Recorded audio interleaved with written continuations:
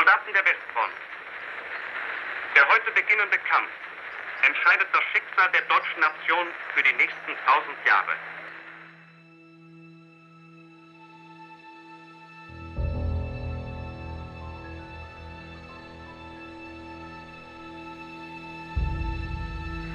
Tut jetzt eure Pflicht.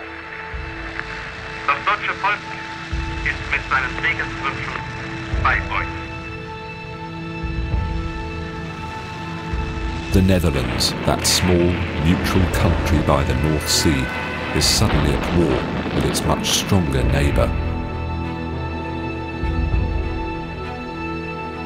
As another surprise, the German troops literally come falling from the skies. The bridges at Zwijndrecht and Moerdijk are very important targets for the German paratroopers. With these bridges secured, the German troops could safely advance to Rotterdam and The Hague, the heart of the Netherlands. Dutch forces tried to prevent the German advance at Dordrecht. This makes Dordrecht one of the bloodiest battlegrounds of the Dutch campaign.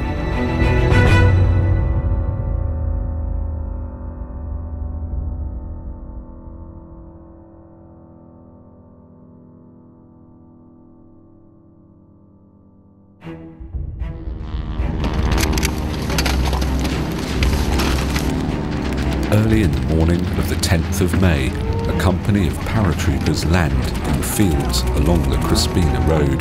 Their mission is to quickly secure the Zwijndrecht Bridge.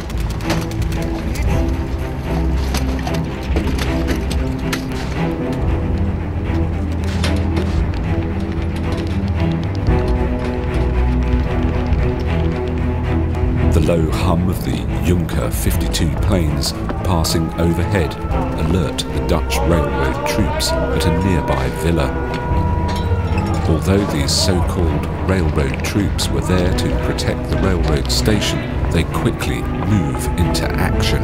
They block the roads leading up to the bridge and provide fierce resistance to the German troops. A few hours later, 80 German paratroopers are forced to surrender to the Dutch. Hier, doel nummer 1. Doel nummer 2. Daar stehen. Doel nummer 3. Daar stehen. Daar stehen. These prisoners of war are later sent through Nijmegen to England, never to see action again during the war. The civilian population of Dordrecht, although taken by complete surprise, does not sit idly by. They offer assistance when possible, taking care of the wounded. During the fighting, they quickly mark cars with red crosses to evacuate the wounded lying in the streets, both soldiers and civilians, both Dutch and German.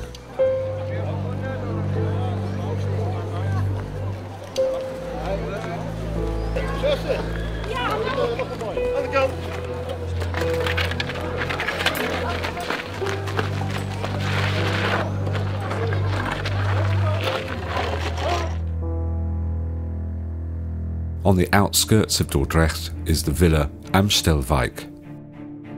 It is used as the local Dutch headquarters. There are a few pillboxes constructed here to provide some protection against artillery fire.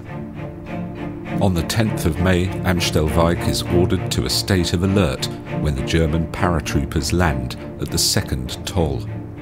There is just one Dutch machine gun that is put to use at the pillbox.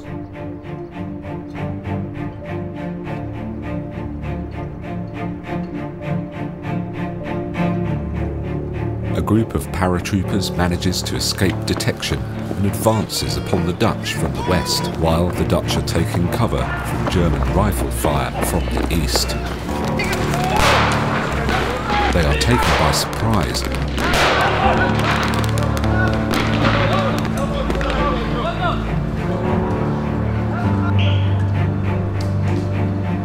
The pillbox is completely overrun.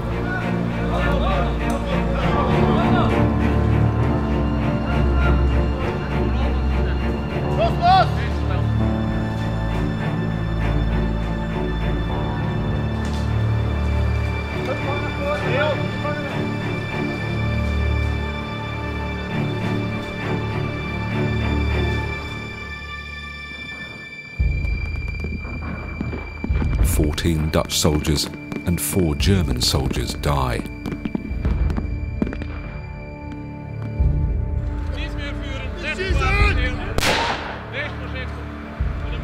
The Dutch commanding officer, Major Van Hoek, is forced at gunpoint to order his men that are still defending the villa to surrender.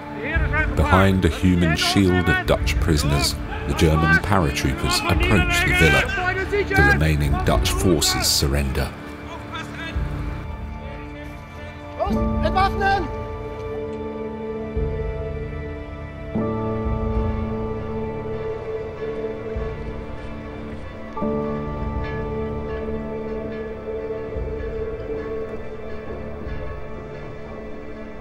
Even though the Dutch put up fierce resistance, they are no match for the well-trained and modern-equipped paratroopers. It doesn't take long until the Germans have the bridges secured. Nach erbittertem Kampf ist Moerdijk fest in deutscher Hand. 2 Stunden nach dem Absprung ist der erste Teil des Auftrags erfüllt. Die Fallschirmjäger haben die Sprengung beider Brücken verhindert und die zu ihrem Schutz eingesetzten Feindkräfte vernichtet oder gefangen genommen.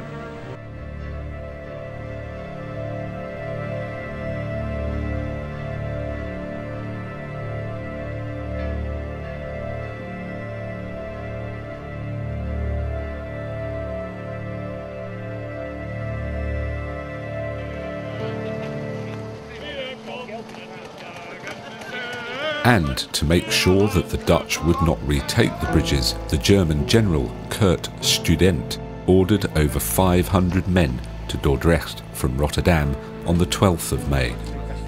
The battle seems over. The following evening, the island of Dordrecht is abandoned by the last Dutch forces after the Germans occupied most of the town earlier that day.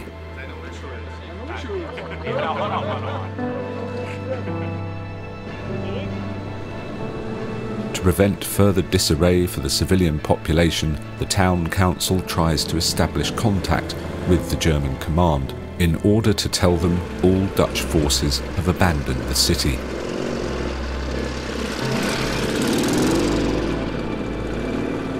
As a sign of their surrender, a white flag is flown from the main church.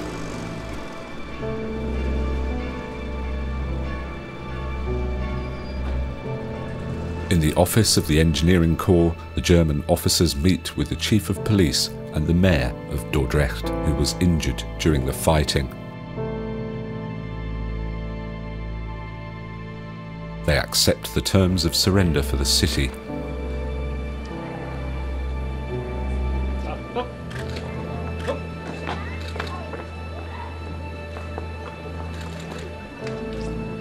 Now the German troops can safely enter Dordrecht.